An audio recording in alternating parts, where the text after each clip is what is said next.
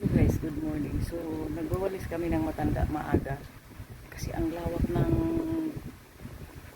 ano nila guys, labas. Ang lawak, dami nilang malawak ang lupain nila.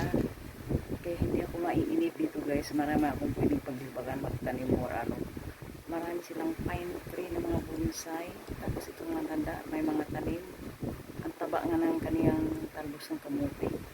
Tapos ngayon guys, magbe-breakfast muna ako kasi may alis kami. Ayan ang aking breakfast. House ito guys, old traditional house ito. Saka yan kape. So yung kape ay yan yung binili ko nung nasa agency pa. Bumili namin ang kasama ko dun sa sa Philippine store. So magbe-breakfast na ako guys. Yan nga ang ating breakfast. Sana hindi pumasok yung matanda. Hindi niya ako mahuli ang ginagawa ko.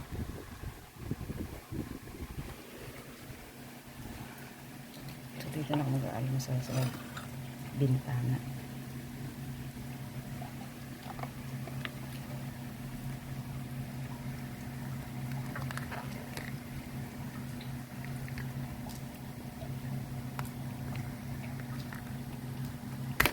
Oh my god, sorry.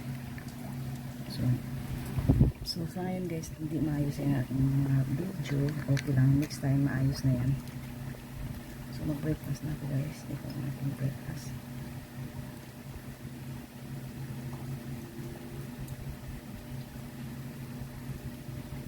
Gulay ang palaman nito.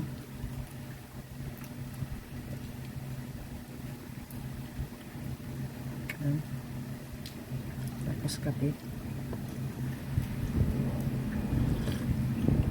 Hindi ko na siya pahabain guys, baka mahuli ako ng matanda. Kasi hinahuli ko pa nga yung loob nito. Thank you so much for watching and please mag-me for now.